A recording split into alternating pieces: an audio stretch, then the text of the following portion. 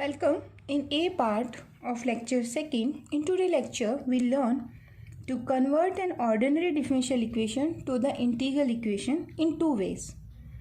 And before giving the example, we first learn a formula of converting n number of integral into a single integral, which I will use to convert ordinary to integral equation. So an integral is given by this one. This is y of x1 and the function is x1. So integration is with respect to x1 with the limit 0 to x2. तो ये मेरा first integration, ठीक है. अब ये answer किस form में आएगा, x2. तो नेक्स्ट जो इंटीग्रेशन होगा that is with respect to x2 and the limit of integration is 0 to x2. And continuing this one, then there is d of x n minus one. देखिए x1 है तो limit x2 है, x2 है तो limit x3 है.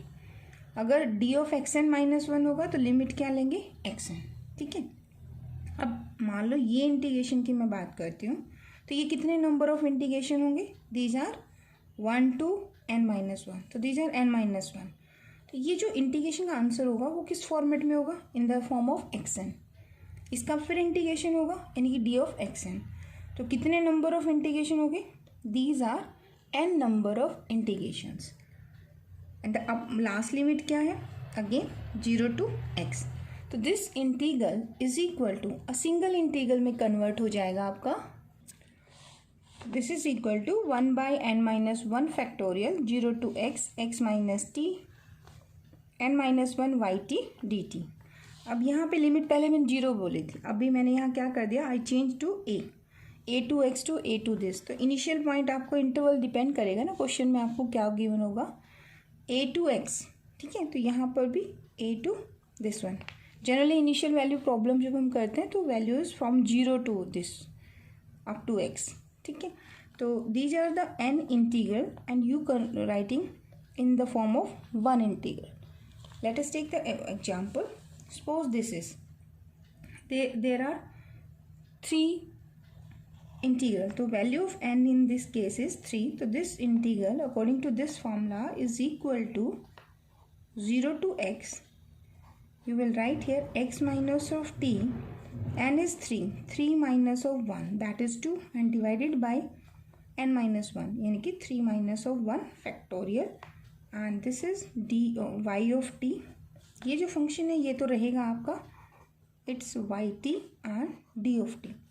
It is equal to 1 by 2 factorial that is again 2, value is 0 to x. Here is x minus of t की power 2, y of t and d of t. In today's lecture I will use this formula so many times, so it's very important for us, ठीक है. हमारे पास generally क्या है कि second order differential equation ही बनेगी. Some time हो सकता है कि 3 बार आपको थर्ड ऑर्डर बनती हो, बट वो कम ही होगा. तो आपका कुछ एग्जाम्पल इस फॉर्मेट का होगा.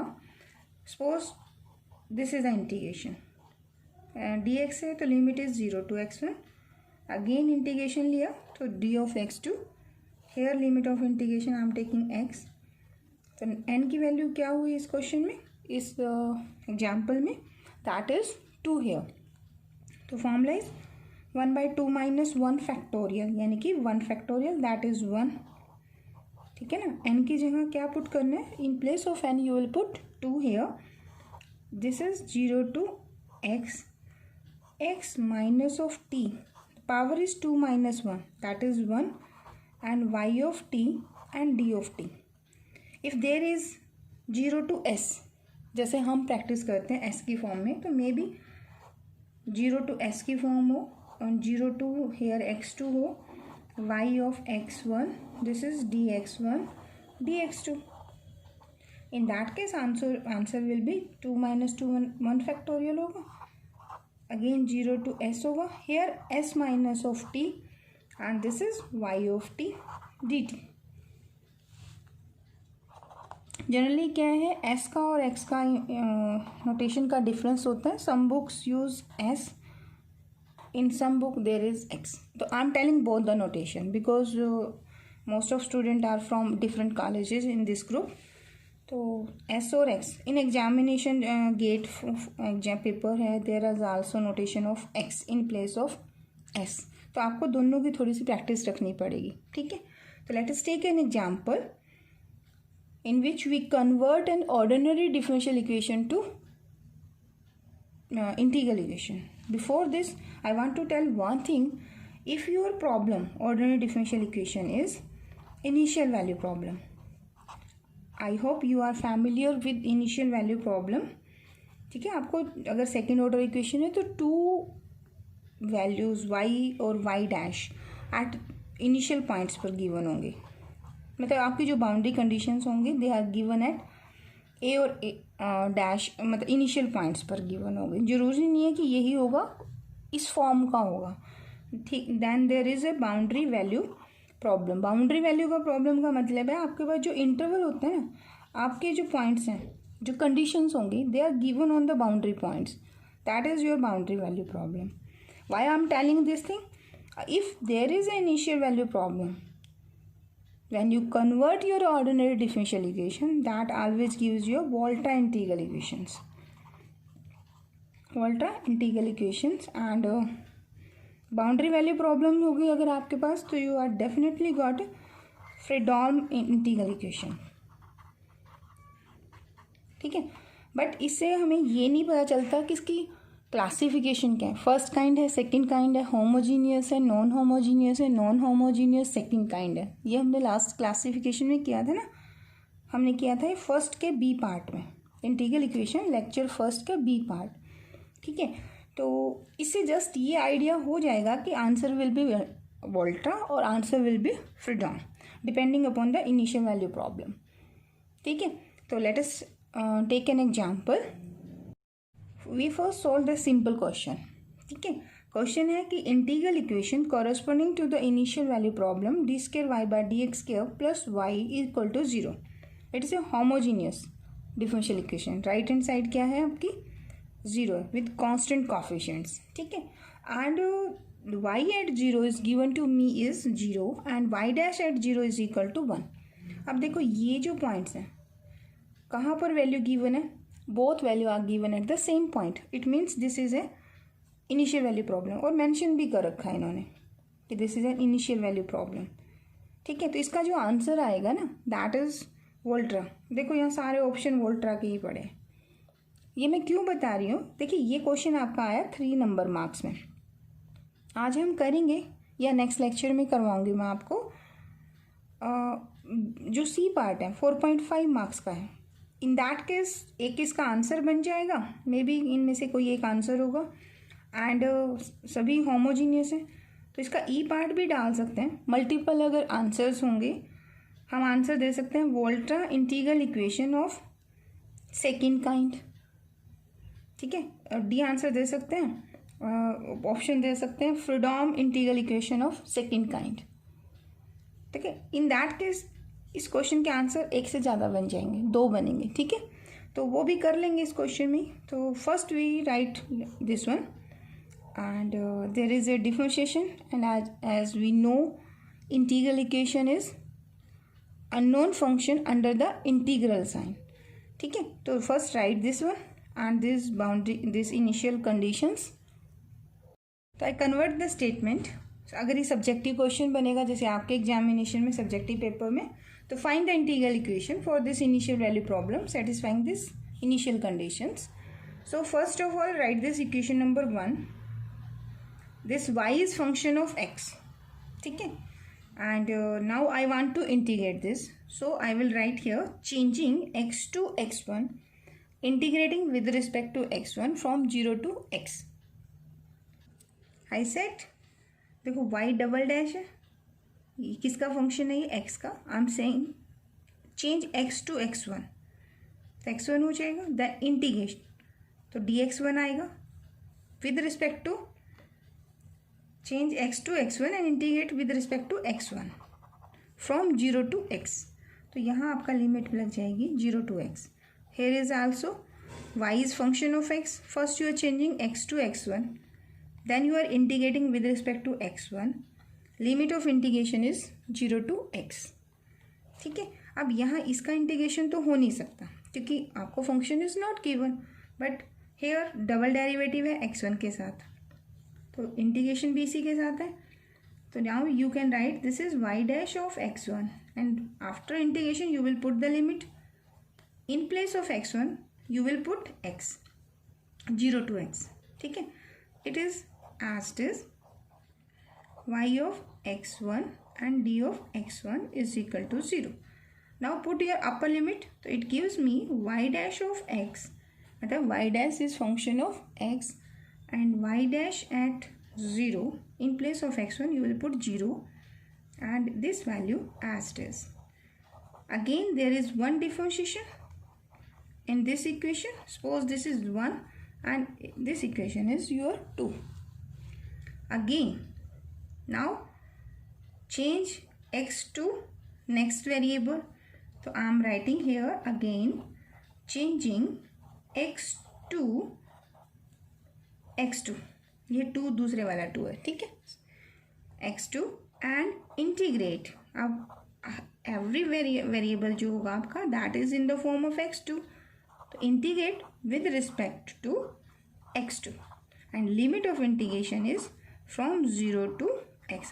Why I am taking 0? Because in the initial value problem y is given to me at 0. ठीक है, तो यहाँ क्या हो जाएगा, y डैश चेंजिंग करो x को x2 में, देन यू आर सेइंग कि इंटीग्रेशन कर रहे हो तो d of x2 and integration and limit of integration is 0 to x. So you will write this thing and y dash at 0, its value is given to me, that is 1. So here is your 1. 1 का तो आप change नहीं करोगे, 1 तो 1 रहेगा. क्या करना है आपने, x को किस में चेंज करना है, x2 में. तो यहाँ कोई x है ही नहीं, तो you will write only 1. Then you integrate this 1 with respect to x2. So here this is dx2 and limit is 0 to x plus now here ये तो x1 है, x1 को तो चेंज नहीं करना. आप किसको चेंज कर रहे हो, you are changing x to x2. x को किस में चेंज करना है, x2 में. तो ये इंटीग्रेशन आपका पहले आंसर चेंज करेगा, x को आप रिप्लेस करोगे by x2 and this value is same. अभी आपने स्टेप किया just changing. Now you are saying कि इंटीग्रेट दिस, तो now this you are integrating this. When you are integrating तो your integration symbol will be here and limit of integration is 0 to x and equal to 0. Now simplify this. देखिए y dash है, बाहर integration अंदर differentiation, तो you can write it is equal to y x2 and the limit क्या है आपकी 0 to x. Here your integration is x2, क्योंकि जिस वेरिएबल के साथ करोगे वही तो आएगा ना. आपने जनरली किया है कि इंटीग्रेशन ऑफ dx, तो आप आंसर क्या देते हैं, you are giving answer x. तो if I said here x2 तो answer will be x2. If I said limit is 0 to t तो you will put in place of x2 the upper limit minus lower limit. Now in my question here is x, तो पहले आप integrate करेंगे then you will put the limit. ठीक है ना, तो यहाँ आपका dx2 है तो x2 आपका इंटीग्रेशन होगा, देन यू विल पुट. अब लिमिट कहाँ पुट करते हैं, जिसके विद रिस्पेक्ट आपने डिफरेंशिएशन किया है वहाँ. ठीक है, अब यहाँ नोट करें how many integral, they are 2. तो n की वैल्यू इस क्वेश्चन में है 2, जो अभी हमने प्रीवियस किया था. तो this I will convert this double integral into a single integral using the formula which I explain in the previous page. This gives you 2 minus 1 factorial, that is 1 factorial 0 to x. Then x minus of t, power is 2 minus 1, लिखना चाहे लिख लीजिए आप, and y of t and d of t is equal to 0. Here when you put upper limit your answer is yx minus y at 0. This is minus of x plus 0 to x. This is x minus of t है ना, and y of t and d of t equal to 0. अब y at 0 it is given to me 0. So y of x, I am taking this on the right hand side. It is x. Take this also on the right hand side, minus 0 to x, x minus of t, y of t and d of t. It is the required integral equation. Now I am saying कि बताओ ये कौन सी integral equation है. देखो limit variable है, तो this is Volterra. आपका F of x that is your x, तो इट इज नॉन होमोजीनियस भी है. एंड एल्फा एक्स का कोफिशिएंट क्या है, 1. तो this is Volterra integral equation of second kind. ठीक है, आप ऐसा भी कह सकते हो non homogeneous Volterra integral equation of second kind. अब आपके पास ये क्वेश्चन मैंने दिया था कि एग्ज़ाम 2010 में आप जून का था, तो ऑप्शन वर दिस वन. तो आपको पिक करना है which one is appropriate answer. अब फर्स्ट ऑफ ऑल यहाँ वाई की जगह ऑप्शंस में गिवन है यू एक्स, तो कोई बात नहीं, आप चेंज वाई टू यू, तो वो तो सेटिस्फाई हो जाएगा. क्या आंसर ये है, देखो हमारा है X minus T and here is option T minus of X. तो you can write this equation in this form also. Y x is equal to, X की जगह एक्स रखें, टी माइनस एक्स लेंगे तो यहाँ प्लस बन जाएगा. This is 0 to x and it gives t minus of x and y of t d of t. Here is x plus x, तो ये तो वैसे डिस्कार्ड है, ये भी नहीं हो सकता. यहाँ प्रॉब्लम है, यहाँ टी माइनस एक्स है अपना, इसमें टी प्लस एक्स है, तो आंसर इज ए पार्ट. ठीक है, एंड टाइप क्या है इसकी, Volterra integral equation of second kind. अब मैं आपसे क्वेश्चन पुट करती हूँ, अगर ये 0 होता, इन दैट केस क्या होता, अगर बाई चांस यहाँ पर ये आंसर ना आता, तो I set this is Volterra integral equation, homogeneous Volterra integral equation of second kind. I hope ये क्लियर होगा. Let us take second example. Find the integral equation corresponding to the initial value problem. Y double dash minus sin x y dash plus e k x y equal to x. And y at 0 is 1 when y dash at 0 is equal to minus 1.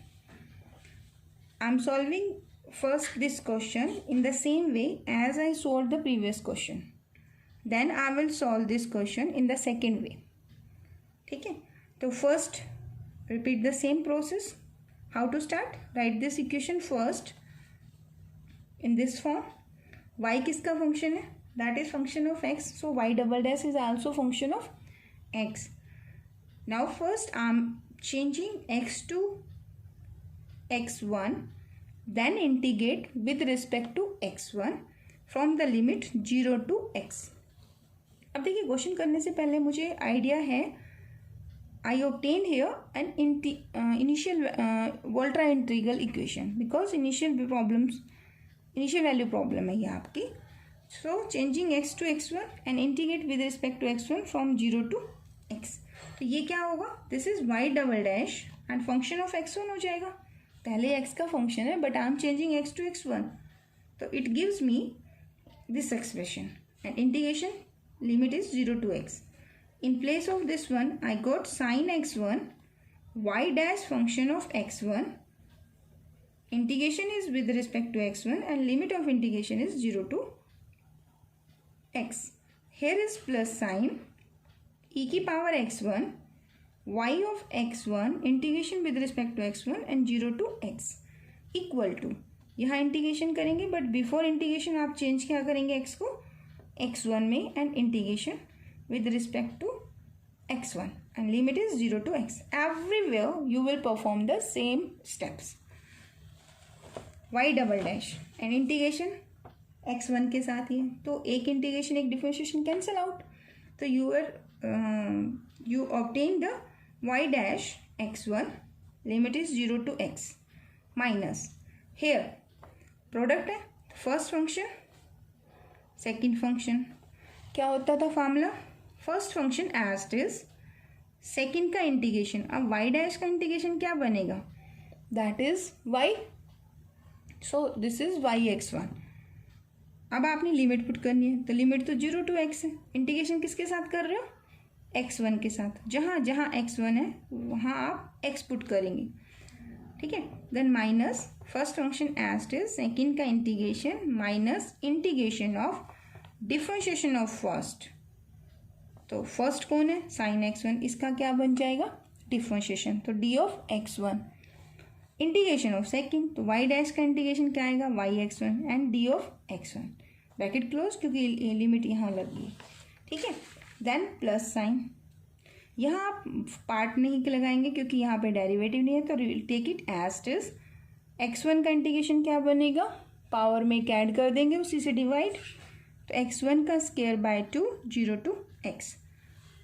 So I obtain, आप देखिए upper limit put करेंगे तो you obtain y dash of x minus यहाँ क्या मिलेगा? y dash 0, and what is the value of y dash 0? That is -1, तो I am putting it here. Clear? Then this minus sign, I am taking this minus first with this term, so I will put first upper limit in place of x.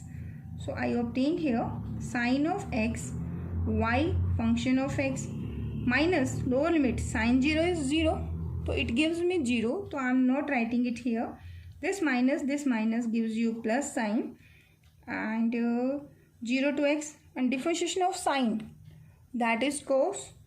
So this minus sign, this minus cancel out, so this it gives you 0 to x cos of x1, y a function of x1, d of x1, and here is 0 to x e की power x1। आप चाहें तो इनको combine कर सकते हैं, because integration limit भी और जिसके साथ कर रहे हो both are same.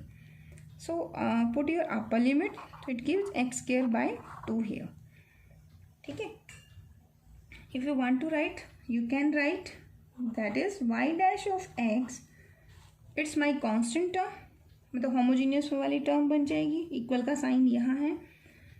So you can take this on this side also, so equal to x square by 2, this on the right hand side -1, this on the right hand side sine of x, and it is y of x।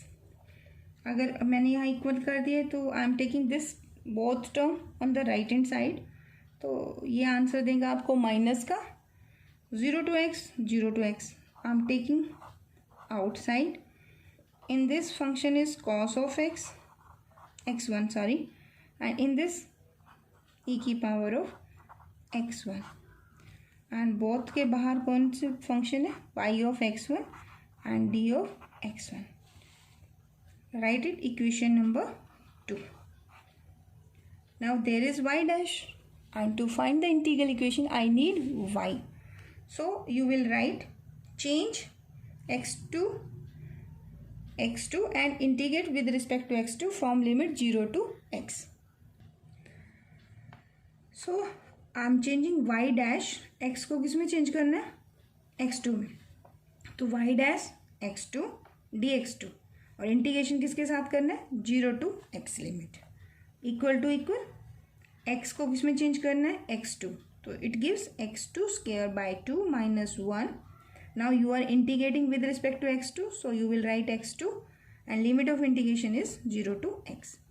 This plus sign, this plus sign, as is change x to x को किस में change करना है? x2 में, तो I change sin x2, y x2 dx2, and limit of integration is 0 to x.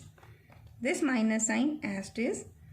First I changed x to x2, तो ये नहीं होगा आपका, ये वाला इंटीग्रेशन एज इज, क्योंकि आपने चेंज किसको करना है? x को चेंज करना है x2 में, तो यहाँ तो x1 है, x1 है, x1 है, x1, तो ये टर्म आपकी as is up to this term. Then this integration आपका है 0 to x, अब यहाँ x को आपने क्या चेंज किया?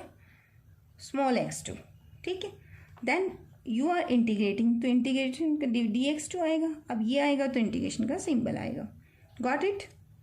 अब यहाँ इंटीग्रेशन कीजिए, y डैश का इंटीग्रेशन करेंगे तो you obtain y of x2 and the limit is 0 to x equal to x2 का square, it gives you x2 का क्यूब by 3 और 2 ऑलरेडी है तो this gives 6. 1 का integration x2 and limit of integration is 0 to x here and this term आपको क्या देगा, ये आप चेंज नहीं कर सकते तो you will write 0 to x. आप चाहें तो अब x2 को sin t कर सकते हैं क्योंकि it's in your hand, no problem. Function of x लिखो या फंक्शन ऑफ t लिखो तो इंटीग्रेशन में इफेक्ट नहीं आएगा. तो you can write y of t d of t.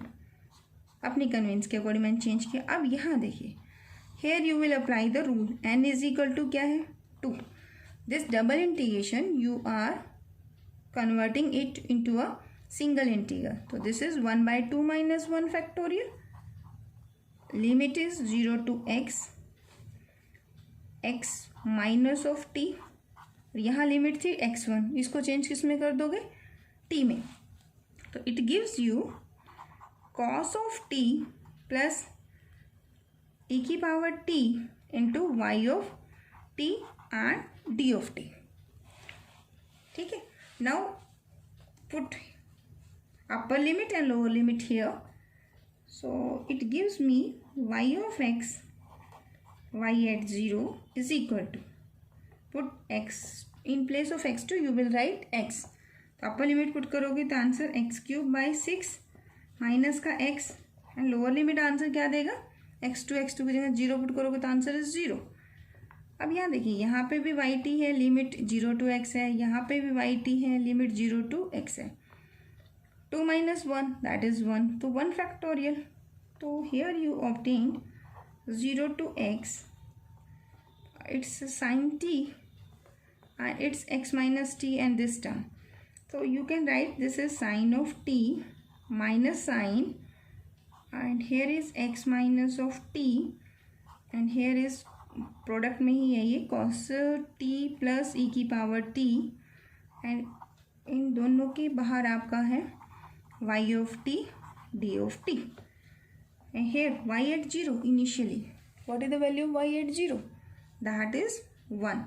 So it is equal to yx is equal to, I am taking this on the right hand side. So it's your required integral equation. ठीक है. अगर इसकी type पूछते तो कौन सी है, this is your Volterra integral equation of second kind. Sometime आप इसको ऐसे भी लिख सकते हो, second kind sorry, non homogeneous Volterra integral equation of second kind. ठीक है. आपने नोटेशन जो पढ़ी थी वो ये थी कि जो आपका x है you are taking here s, तो you are book notation here is y of s is equal to 1 minus of s plus s square by 6 plus 0 to s sin of t minus s minus of t and bracket with cos of t plus e की power t and this whole is y of t d of t. ठीक है. तो this is your required integral equation corresponding to the given initial value problem. तो it is my first way. Now I am doing another way. अगर 3 marks का question है या आपके examination का सब्जेक्टिव क्वेश्चन है तो यहाँ तक ही करना है. ठीक है. एक अनदर वे भी है to find out the integral equation corresponding to differential equations. Why I am solving this one? Because this question is asked in the CSIR NET exam and there are the 4 options. In that options, one of the option is obtained in this way. Sometimes we can solve a given integral, given differential equations to find the integral equation in this way. तो कैसे करना है, first you will write here कि let y double dash जो भी आपकी differential equation है that is equal to y of x. आप इस पोजीशन लेके चलेंगे तो 3 इक्वेशन होगी तो राइट इट थर्ड. अब ये फिर डबल डेरिवेटिव है, again change x2 x to x1 and integrate 0 to x. तो I am writing direct answer here y double dash x minus y dash 0 बन जाएगा and here is your y of x1 d of x1 and limit is 0 to x. As you know the value of y dash at 0, its value is minus 1, so it becomes y dash of x. Because this is given to me in this question, its value is minus 1. Some question होंगे जो आपके syllabus में होंगे, book में question होंगे, this condition is not given to you. अगर ये question freedom का होता तो ये कंडीशन आपके पास नहीं होगी.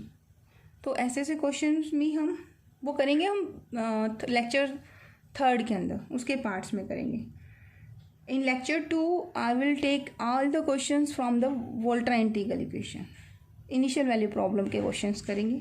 ठीक है, तो it's value is 1.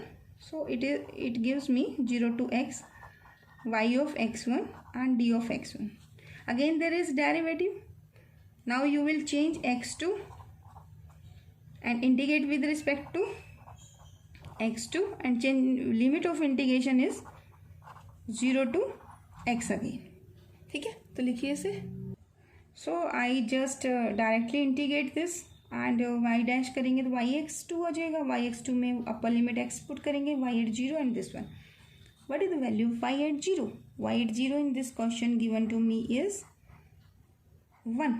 So put this value here. तो I obtain yx. If you take this on the right hand side तो 1 उधर लेके जाएंगे तो माइनस का 1 and again this gives you minus of x plus double integration.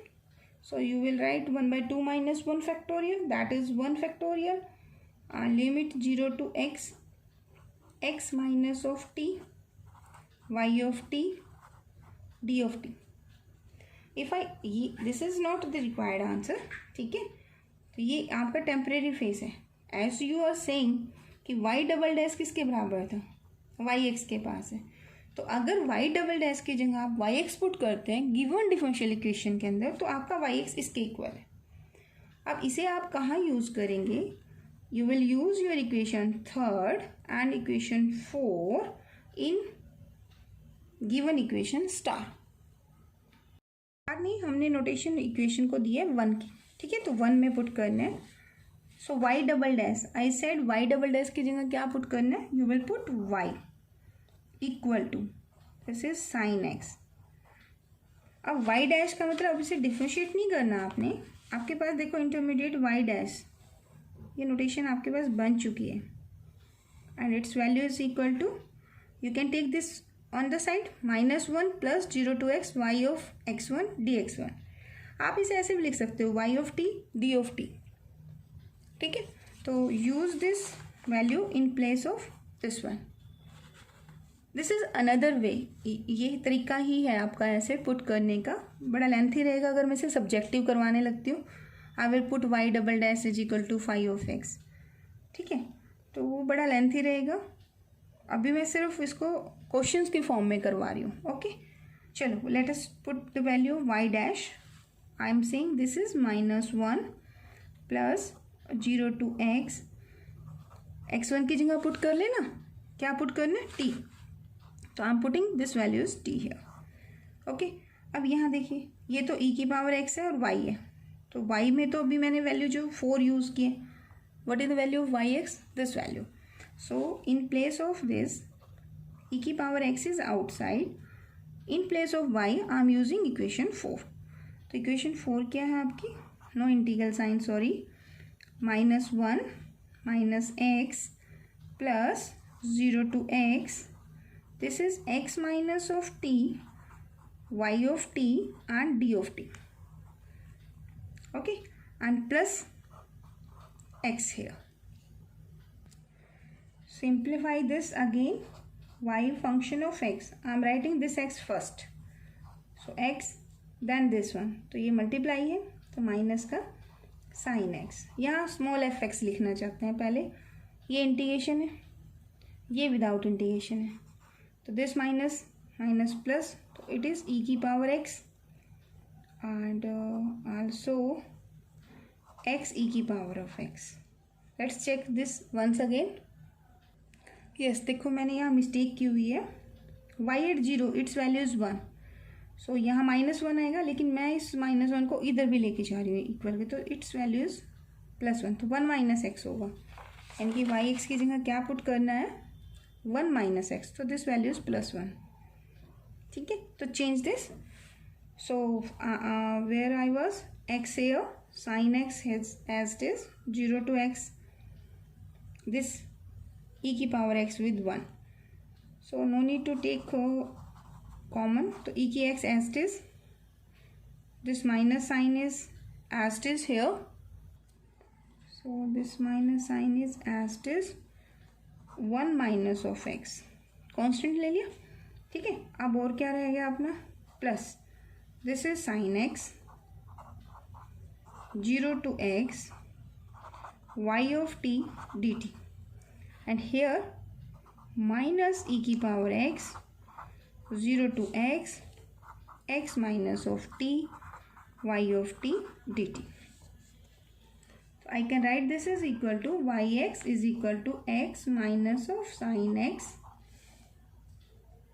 minus e की power x 1 minus of x. देखिए यहाँ integration किसके साथ है, t के साथ. When you integrate with respect to t, your x will be treated as constant, तो you can take this inside. So it gives you 0 to x sin x y of t dt. Same apply here. ठीक है, तो this gives minus, I am also taking 0 to x dt outside, y of t भी outside, नहीं sorry लिया नहीं, अभी next step में करेंगे. 0 to x e की power x x minus t y of t dt. Now write this in more compact form. You can write this is equal to y of x equal to x minus sin x minus e की power x 1 minus of x plus 0 to x sin x this yt dt yt dt. Collecting terms कर रहे हैं. It gives e की power x x minus of t and yt dt is outside. So this is also the integral equation corresponding to the initial value problem. ठीक है, ऐसे भी हम कर सकते हैं. तो why I am writing this one, तो this is equation number 6. ठीक है, let us take an question which is asked in CSIR net exam. The question was given this with the initial condition y at 0 is 1, y dash at 0 is equal to -1, which one of the following is true.